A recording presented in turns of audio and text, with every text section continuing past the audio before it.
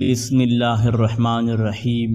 السلام علیکم ناظرین، جب حضرت یوسف علیہ السلام مصر کے بادشاہ بن گئے اور سارا مصر آپ کے زیر اختیار آ گیا، زلیخا کے خاوند عزیز مصر کا انتقال ہو گیا تھا اور زلیخا مایوس اور پریشان خاطر ہو کر اپنے اقتدار کے دور کے کچھ جواہرات ساتھ لے کر ایک جنگل میں چلی گئی اور جنگل میں رہنے لگی۔ اب اس کا وہ حسن و جمال اور عالم شباب بھی باقی نہ رہا۔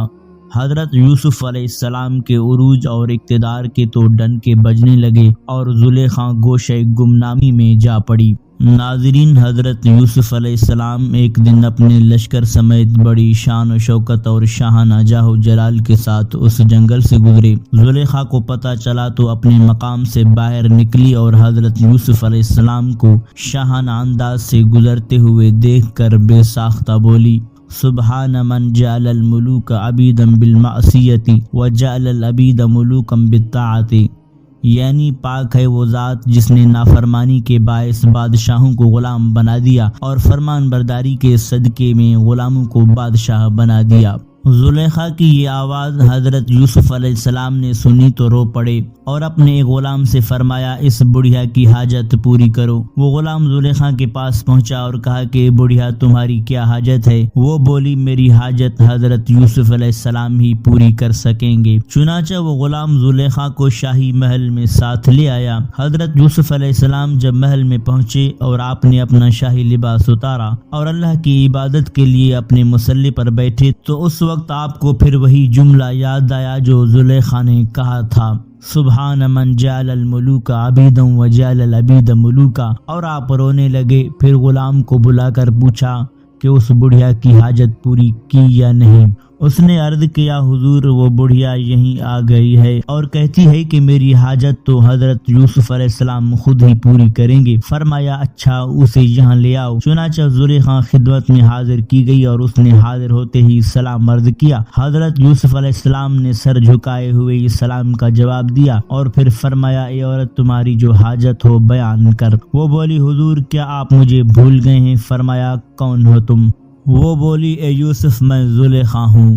پھر آپ نے زلیخا سے پوچھا کہ تمہارا وہ عالم شباب اور حسن و جمال اور مال کہاں گیا؟ زلیخا نے جواب دیا، وہ لے گیا جس نے آپ کو جیل سے نکالا اور مصر کی حکومت آپ کو عطا فرمائی۔ حضرت یوسف علیہ السلام نے فرمایا، اچھا تو بتاؤ اب تمہاری کیا حاجت ہے؟ وہ بولی، کہ آپ پوری فرما دیں گے؟ فرمایا، ہاں ضرور پوری کروں گا۔ وہ بولی، تو سنیے، 3 حاجتیں ہیں۔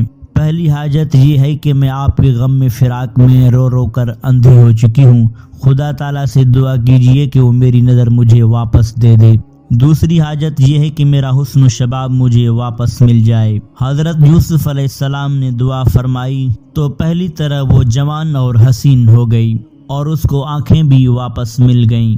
حضرت یوسف علیہ السلام نے فرمایا، بتا اب تیری تیسری حاجت کیا ہے؟ وہ بولی، اے یوسف تیسری حاجت یہ ہے کہ آپ مجھ سے نکاح فرما لیں۔ حضرت یوسف علیہ السلام خاموش ہو گئے اور سر انور جھکا لیا۔ تھوڑی دیر کے بعد حضرت جبرائیل علیہ السلام حاضر ہوئے اور کہا، یوسف آپ کا رب آپ کو سلام فرماتا ہے اور فرماتا ہے زلیخا جو حاجت پیش کر رہی ہے اس کو پورا کرنے میں بخل سے کام نہ لو، اس کی 2 حاجتیں تیری دعا سے ہم نے پوری کر دی ہیں، یہ تیسری حاجت اس کی تم پوری کر دو۔ اے یوسف ہم نے تمہارے ساتھ اس کا نکاح عرش پر کر دیا ہے، پس آپ اس سے نکاح کر لیجئے کہ دنیا و آخرت میں یہ آپ کی بیوی ہے۔ چنانچہ حضرت یوسف علیہ السلام نے بحکم الہی حضرت زلیخا سے نکاح کر لیا اور آسمانوں سے فرشتوں نے آ کر مبارکباد دی اور اللہ پاک نے بھی مبارکباد فرمائی۔ پھر زلیخا نے حضرت یوسف علیہ السلام سے یہ بات بھی ظاہر کر دی کہ عزیز مصر عورت کے ناقابل تھا اور اللہ نے مجھے آپ کے لیے محفوظ و مأمون رکھا ہے۔ چنانچہ حضرت زلیخا کے ہاں پھر حضرت یوسف علیہ السلام کے 2 صاحبزادے پیدا ہوئے، ایک کا نام افراہیم اور دوسرے کا نام میشا تھا اور دونوں ہی حسن و جمال کے پیکر تھے۔